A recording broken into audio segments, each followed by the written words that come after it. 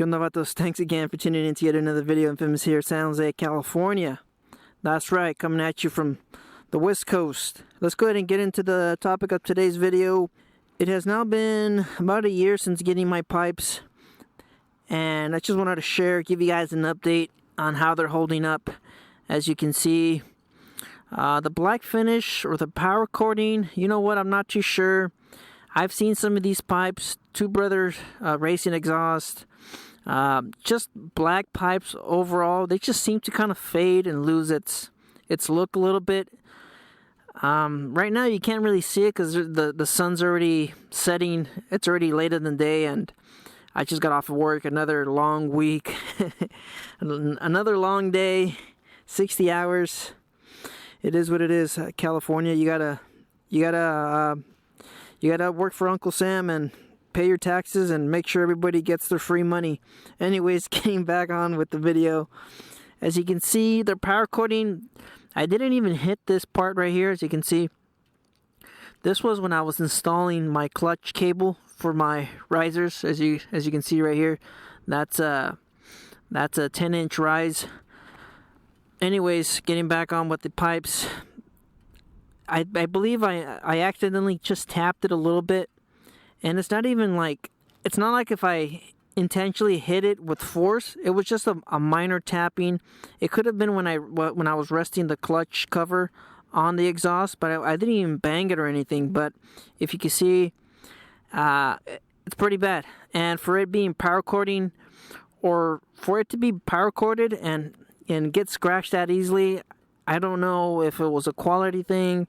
I don't know if this is the way it is on a lot of different parts or components based on different manufacturers, aftermarket parts. I mean, I've seen power coating jobs where they will actually ding and dent with the paint and it won't even crack. But that might be for just rims and specific parts. This is a different piece of metal that's always being heated, and I don't know, you know what, that might be causing some kind of a strength issue, or I don't know. But for me not to really hit this piece and for it to kind of scratch up like that, like I said, I think I was just using the Allen wrench right here, and from just turning the tool itself to get into my clutch, that's what ended up happening. So you know what, I don't know, but like I said, this finish, they tend to kind of fade over time. I've seen some of these pipes that are probably maybe 2 years old, and they look like if they've been set out in the sun for about 5 or 6 or 10 years. They just don't age too well. So if you're looking at some pipes and you want them to look good for a while, for a long time, or longer than probably 2 years, then you probably want to consider some polished pipes or some chrome pipes, a different finish. And if you really like this blacked out look right here, these pipes, as you can see, look, it's already fading. It's not like it used to be when I bought it last year. And like I said, it's only been a year, and I do keep this bike outdoors. Maybe all of that has to factor in. I leave it at work 10 hours at a time under the sun. We don't have a carport. And that's pretty much it. As you can see, it's just faded. It's a little faded overall. And what would I probably do if it really bugged you? Then I'd probably say power coat them again, get them re-power coated, take it to a shop, have them prep them, and just reapply a power coat over the whole system, and probably see what they would probably recommend. Maybe this is just normal since it's always around the exhaust. It's a heat shield. It's not too difficult. You would just remove the heat shields, the collector right here, and probably take the exhaust, the muffler. I'm not sure. Maybe remove the baffle. I'm not an expert in power coating, but I would guess you would probably remove the baffle and get it re-power coated. And then over here on the bottom, that's just scraping from leaning the bike a little bit too much. You know what? There's some manufacturers, some aftermarket manufacturers that would actually replace these for you. I've seen a couple of people that they'll send the heat shields in within the year or so, and and they'll just get brand new ones. I myself, I didn't really believe that I should do that anyways, because I'm not even leaning the bike too much, but as you can see, I'm still scraping, and that's the result of that. But so far, I don't try leaning it over too much, and I still manage to scratch the pipes, and that's what it looks like. Yes, it looks a little bad, but like I said, I wasn't going to be one of those guys to contact the manufacturer and have them send me a new set of heat shields, and then I would probably end up scratching them again anyways. It just didn't seem right to me. The pipes themselves, they were about $600, $700. I think they're pretty much the cheapest you could probably buy, 2-in-1 that are still here, made here in the United States. I think there's probably one more set of pipes that are a little bit cheaper than this one, but overall the sound is pretty good. I like the sound. It ain't too loud. I'm on the bike. I can still kind of talk to people, but I believe if you're, towards the front of the bike, it's not super ridiculous, ludicrous loud. And compared to my other bikes, that's probably better for my neighbors. They were complaining about my other pipes on my other bikes.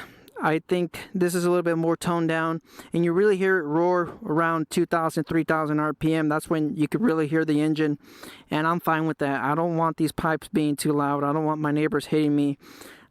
I go to work, and I don't want to be waking them up to the sound of my bike. That's just the way I am. Like I said, I've had short shots. I've had just different types of bikes, Vance and Hines. And typically, if you're looking for loud overall noise and sound and rumble, then you probably want to get a 2-in-2, not a 2-in-1. And there's different pipes. I'm not going to get into it with this video. I already have a couple videos on sound and everything, but I'm happy with the way this sounds. Absolutely happy.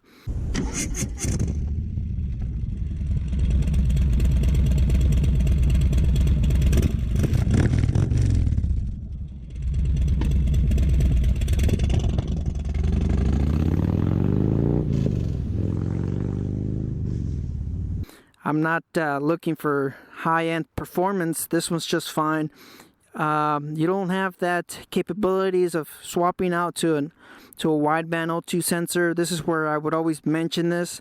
If you're looking at upgrading your tuner, then you probably want to get one of those super comp exhaust pipes, just in case. They have adapters and reducers on those pipes, so you wouldn't have to worry about getting a wideband O2 sensor and having to modify the ports for the O2 sensors right over here. So if you're looking at keeping it pretty stock, probably not going more over than a stage 1 or maybe a stage 2, you might be able to get away with these pipes.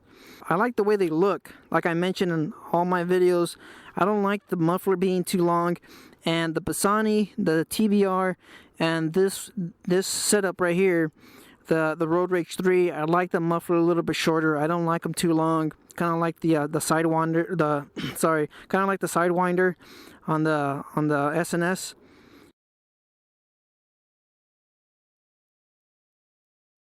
They send you everything, all the brackets, all the necessary bolts and everything, but like always, you would have to purchase your own exhaust ports. And this is what I always tell anybody in the videos or in the comments when I'm talking to anybody. The exhaust ports, they're about $8. Not a big deal. I know. I think most of these exhaust manufacturers, aftermarket manufacturers, they don't send the gas ports, the exhaust ports, gaskets. I don't know why they don't send them. I believe it's good overall just to have them, and if you're changing or you're swapping out, just pay the $8, get them brand new. Avoid the hassle of or the headache of having leaks. If you're swapping out your pipes, just get the exhaust port gaskets. Just get them. They're about $8. Order those along with the pipes, and that's pretty much it. I'll have some footage, some sound footage, and some other stuff, examples on the video. You guys just stay out there, stay safe. Don't believe everything you read. Life's a risk. Get out there and ride. Later.